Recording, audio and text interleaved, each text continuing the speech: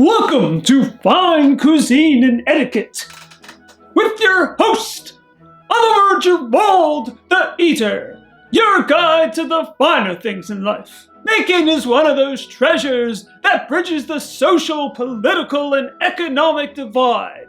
This greasy, salty jewel has been around for thousands of years, dating all the way back to 1500 BC, when the Chinese created an early form of bacon by curing pork bellies with salt. And almost every major civilization, from Greece and Rome to medieval Europe and the New World, has added their own unique twist to these little slices of heaven.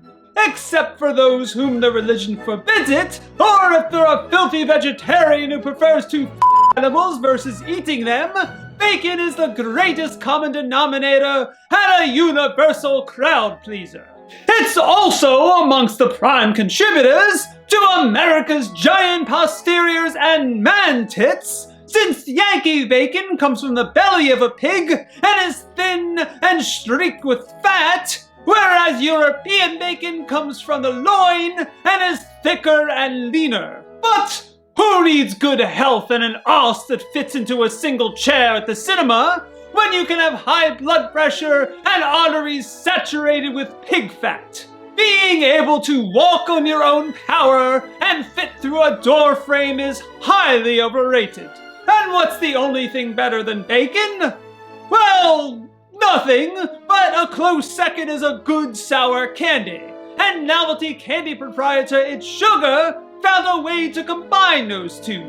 I've spoken about It's Sugar before, and their novelty candy based on feces, testicles, and fallacies, and with more than 100 locations throughout the colonies, they've done their part to help make America the most obese first world country on earth, with more than a third of adults tipping the scales. I blame my American counterpart and his Fast Food Friday segment. I've also made no secret of my begrudging respect for Sour Patch Kids. They have an acute sour flavor that few bigger small brands have been able to match. And I'm always on the lookout for candy that comes reasonably close to SPK. So we've got two attractions here, a novelty version of bacon and a contender for the throne of Sour Patch Kids. Like with the gummy pickle, I'll try to factor in the novelty and the taste relatively equally.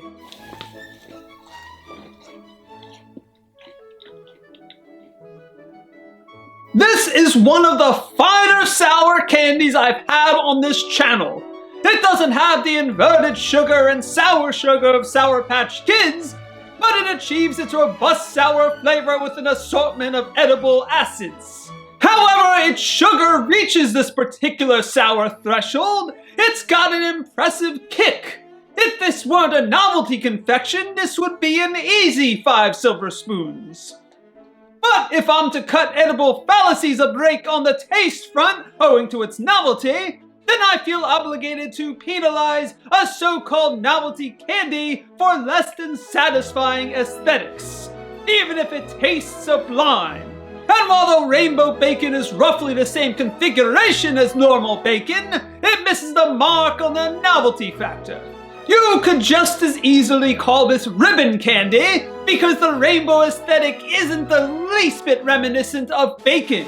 If this were regular bacon with rainbow coloring, that'd be different. But with rainbow candy bacon, It's Sugar is being a bit too clever.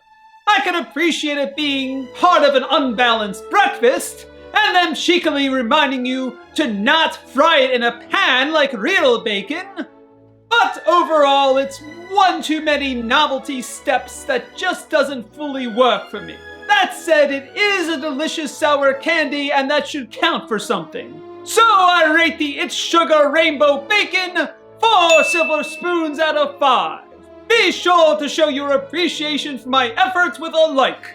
And I shall return to educate the great unwashed masses and all those of good letters and breeding on the finer things in life and delightful cuisine.